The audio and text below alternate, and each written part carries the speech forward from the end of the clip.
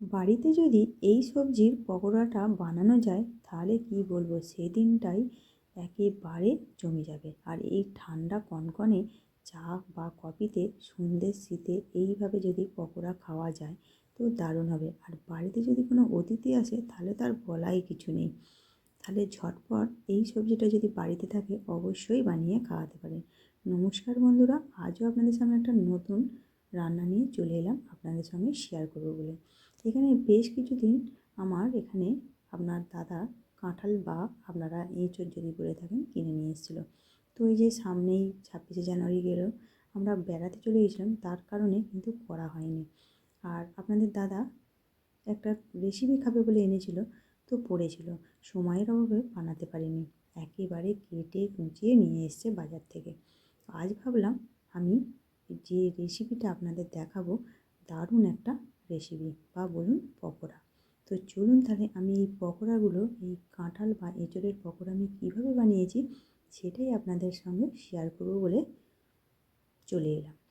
তো চলুন তাহলে দেরি না করে ঝটপট চলে যাই। প্রথমে আমি একটা কড়াতে বেশ কিছুটা পরিমাণ মতো জল নিয়ে আগে থেকেই বসিয়ে দিয়েছিলাম। এবারে দেখুন একেবারে গরম হয়ে এসছে, তখনই আমি এখানে কিছু সবজি দেব।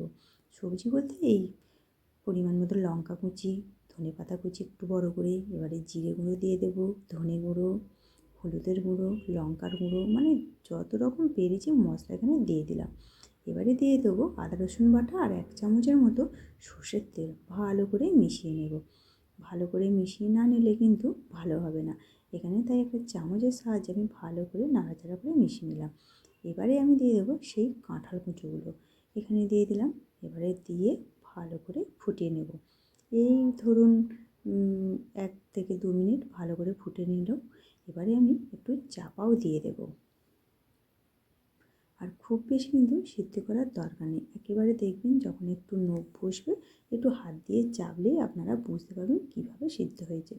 তো চলুন আমি এবারে চাপাটা খুলে 1 থেকে 2 মিনিট পর এখানে আমি গ্যাসটা অফ করে দিলাম। এবারে একটা ছাঁচা দিয়ে আমি এবার এগুলোকে তুলে নেব।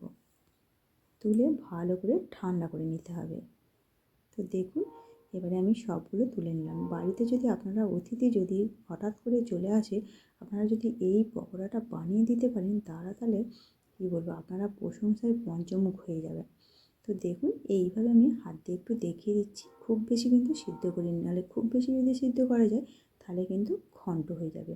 আর ওই যে আমি ধনেপাতা কাঁচা লঙ্কা দিয়েছি এগুলোকে কিন্তু নেব না, এগুলোকে বাদ দিতে হবে। এইভাবে বেছে বেছে আমি কিন্তু বাদ দিয়ে দিলাম। এবারে এখানে যেটা করব, এটা আমি একটা সাইড করে দিলাম। এবারে আমি ওখানে আমার কিন্তু এঁচোড়টা ছিল 500 গ্রাম, আর এখানে আমি 200 গ্রাম এখানে আমি বেসন নিয়েছি। বেসনের মধ্যে দিয়ে দেবো 1 বাটি কর্নফ্লাওয়ার, মানে ওই যে 4 ভাগের 1 ভাগ কর্নফ্লাওয়ার নিয়েছি। এবারে দিয়ে দেবো হলুদ গুঁড়ো। হলুদ গুঁড়োটা একেবারেই অপশনাল, এটা সামান্য একটু কালার আসার জন্য। এবারে দিয়ে দেবো ঝালটা আপনারা আপনাদের পছন্দ মতো দেবেন। এবারে ঝালটা দিয়ে দিলাম একেবারে অল্প, লঙ্কার গুঁড়ো, ধনে গুঁড়ো, জিরে গুঁড়ো একসাথে দিয়ে দিলাম। এবারে ভালো করে শুকনো উপকরণগুলো ভালো করে মিশিয়ে নিতে হবে। নাহলে উপকরণগুলো না যদি ভালো করে মেশানো হয় তাহলে কিন্তু ব্যাটারটা একেবারেই ভালো হবে না। আগেই আমি ওই জন্য শুকনো উপকরণগুলো ভালো করে মিশিয়ে নিচ্ছি। তো দেখুন এবারে ভালো করে উপকরণগুলো মেশানো হয়ে গেলে এর মধ্যে দিয়ে দেবো আদা রসুন বাটা। এবারে দিয়ে দেবো জোয়ান, এখানে অবশ্যই কিন্তু জোয়ানটা দেবেন। এবারে সবগুলো দিয়ে এবারে আমি অল্প অল্প জল দিয়ে ওই যে কেকের যেমন আমরা ব্যাটার করি না, সেই রকমই একটা কেকের ব্যাটার রেডি করব। নয় পাতলা নয় ঘন। তো দেখুন ব্যাটারটা আমি কীভাবে রেডি করছি। ব্যাটারটা কিন্তু যত ভালো হবে তত কিন্তু মানে পকোড়াগুলো খেতে ভালো হবে। তো দেখুন ব্যাটারটা আমি এইভাবে ফুটে নিয়েছি। এবারে দিয়ে দিলাম 1 চিমটে খাবার সোডা। এবারে দিয়ে দিলাম স্বাদ মতো লবণ। সব কিছু দিয়ে আবারও আমি ভালো করে মিশিয়ে নেব। আর ব্যাটারটা এইভাবে কিন্তু অনেক বেশিক্ষণ ধরে ফেটিয়ে নিতে হবে, তো যাতে না কোনো রকম দলা না থেকে থাকে। তো দেখুন ব্যাটারটা কতটা পরিমাণ ঘনত্ব হয়ে আছে, পুরো ওই যে দেখুন বললাম কেকের ব্যাটারের মতো ওইরকম করেই কিন্তু আমি ব্যাটারটা রেডি করে নিলাম। ব্যাটারটা আমার কিন্তু একেবারে রেডি হয়ে গেছে। এবারে আমার ওদিকে কিন্তু গ্যাসেতে আমার তেল গরম করতে দিয়েছি। হ্যাঁ বন্ধুরা, এই পকোড়াটা করতে গেলে অবশ্যই সর্ষের তেলটা নেবেন, সর্ষের তেলটা নিলে খুব ভালো হবে। এবারে তেলটাও ভালোভাবে গরম হয়ে গেছে। এইভাবে আমি বেসনে একটা একটা করে কাঁঠাল ডুবিয়ে ডুবিয়ে এইভাবে কিন্তু পকোড়াগুলোকে ভেজে নেব। তো দেখুন এইভাবে করে একটু, আর এই সময় গ্যাসের ফ্লেমটা কিন্তু একটু আস্তে রাখতে হবে, কারণ যত বেশি জ্বলবে, বেশি তাড়াতাড়ি জ্বললে কিন্তু গ্যাসটা তেলটা ঝপ করে কালো হয়ে যাবে, আর পকোড়াগুলোও কিন্তু একবারে পুড়ে যাবে। তাহলে কিন্তু পকোড়াগুলো ভালো হবে না। এইভাবে হালকা হালকা আঁচেই কিন্তু করতে হবে। তো এইভাবে উল্টে পাল্টে একটু লাল করে ভেজে নেব। আর এই পকোড়াগুলো আমি একেবারের জন্যই ভাজবো, দুবার ধরে ভাজার কোনো দরকার নেই। তো দেখুন কতটা লাল করে ভেজে নিয়েছি পকোড়াগুলো।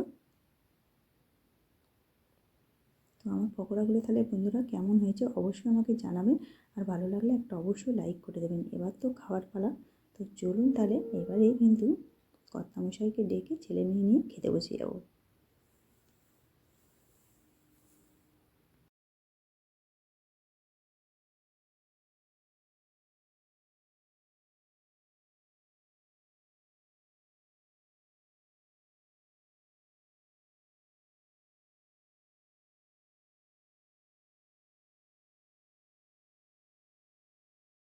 আবার আজকের সেই দিনে ভালো হয়েছে বলে আজকে বানিয়েছি, বন্ধুদের দেখানো হয়েছে, দেখিয়েছি। তো সত্যি আর জোয়ানগুলো পড়ছে, ভালো লাগছে না মুখে? কেমন হয়েছে? দারুণ হয়েছে। খাও পাপা। চিকেনের মতো লাগছে। হ্যাঁ, আর আচমকা বুঝতে পারে বুঝতেই পারবে না। হ্যাঁ, গরম, একটু একটু গরম আছে। ভুলে যাবে। এই পকোড়া যদি ভেঙে দাও না। ভেঙে ভাঙো, মজমুচে একবার করছে। খাওয়া যায় তো মনে হবে যে বারবার খাই। হ্যাঁ, চিকেনের মতো লাগে এগুলো। ছেড়েও যাচ্ছে, দেখো যে সলিড চিকেনটা হয় না আমরা খাই, ছাড়াতে পারছি না। ও ছাড়াতে পারছে না, ভাঙতে পারছে না, ভেঙে